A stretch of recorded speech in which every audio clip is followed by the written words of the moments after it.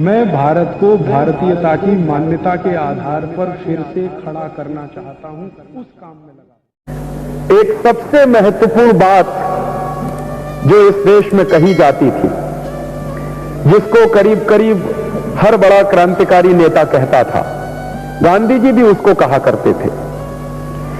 एक बार गांधी जी से पूछा गया था कि आजादी के बाद के हिंदुस्तान के बारे में आपका सपना क्या है।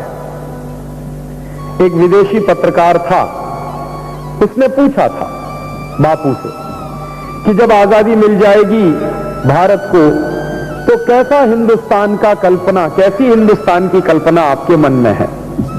तो गांधी जी ने एक ही लाइन में जवाब दिया था उसका कि आजादी के बाद के भारत में अगर अंग्रेज चाहेंगे तो रह सकते हैं, मुझे अंग्रेजों से कोई नफरत नहीं है।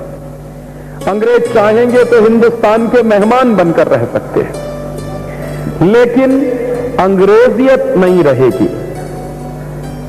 तो उस पत्रकार ने पूछा कि बापू, ये अंग्रेजियत से आपका मतलब क्या है। तो गांधी जी ने कहा कि अंग्रेजियत का माने है हिंदुस्तान की वो सारी की सारी व्यवस्था जो अंग्रेजों द्वारा चलाई गई है।